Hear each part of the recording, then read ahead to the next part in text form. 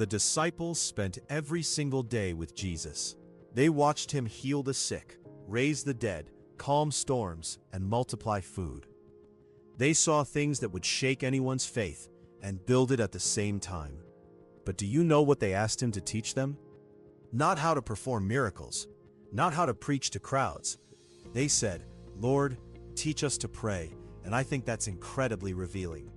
The disciples recognized something that we often miss. Jesus' power didn't come from this public ministry, it came from his private prayer life. And they wanted that same connection with the Father. What if I told you that Jesus gave us a prayer model that, when you truly understand it, transforms everything about how you talk to God? This isn't a ritual to recite, it's a blueprint for relationship. Let's break down the Lord's Prayer from Matthew chapter 6, verses 9 through 13, line by line. The first line is, "Our Father in heaven, hallowed be your name." Jesus starts with relationship. He says Father, not distant judge, not cosmic force, but Father. Intimate, personal, approachable. But then immediately he says, "Hallowed be your name." Hallowed means holy, set apart, different from everything else. Jesus balances intimacy with reverence. We can come boldly to God, but we don't come casually. Prayer begins with acknowledging who God is before we ask him for anything. Here's a practical takeaway. Start every prayer session by worshiping. Before you list your needs, list his attributes. He is holy, faithful, provider, healer.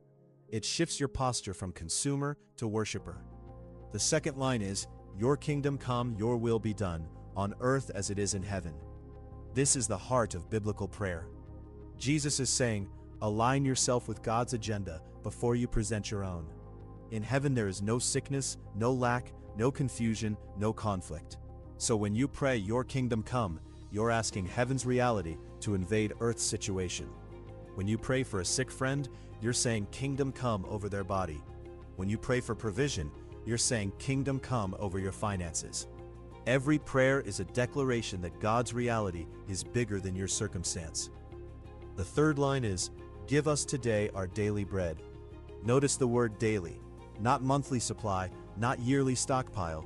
Jesus teaches us to live in daily dependence on God. The same way Israel gathered manna each morning in the wilderness, enough for that day and no more, we're meant to come to God fresh every single day. Here's a practical shift you can make. Pray specifically. Don't just say, "Bless me." Say, "Lord, provide for this specific bill." Don't just say, "Help my family." Say, "Give me patience with my son today." Specific prayers get specific answers. The fourth line is, "And forgive us our debts, as we also have forgiven our debtors." This is the hardest line in the entire prayer, because Jesus ties our forgiveness directly to our willingness to forgive others. He immediately follows up in verses 14 and 15, saying, "If you forgive others their sins, your Father will forgive you. But if you do not forgive others, your Father will not forgive you." That's not about losing your salvation, it's about broken fellowship. Unforgiveness is one of the biggest blockers of answered prayer, and Jesus put it right in the middle of this prayer for a reason. Before you pray, check your heart. Is there someone you haven't forgiven? Deal with it first. Your prayer life will thank you. The fifth line is, "And lead us not into temptation, but deliver us from the evil one." Now James chapter 1 verse 13 is clear that God doesn't tempt anyone.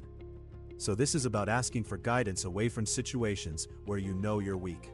It's a prayer of humility and self-awareness. "Lord, I know I'm weak in this area. Please steer me clear of it today." Identify your triggers. If social media makes you compare and feel inadequate, pray before you open the app. If certain relationships lead you into sin, ask God for escape routes.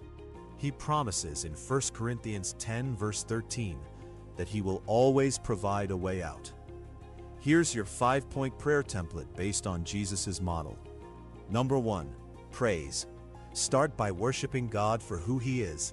Spend about 2 minutes doing that. Number 2, purpose.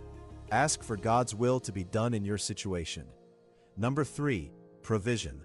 Present your specific needs. Number 4, pardon. Confess your sins and release forgiveness to others. Number 5, protection. Ask for guidance and deliverance from evil. 10 minutes a day using this simple structure will revolutionize your prayer life. If this teaching blessed you, I want to encourage you to take a screenshot of that 5-point template and use it every day this week. Come back and comment, "My prayer life changed." Subscribe for more biblical teaching that's practical, not religious. Remember, prayer isn't about perfect words. It's about a real relationship. God bless you. Keep praying, and I'll see you in the next video.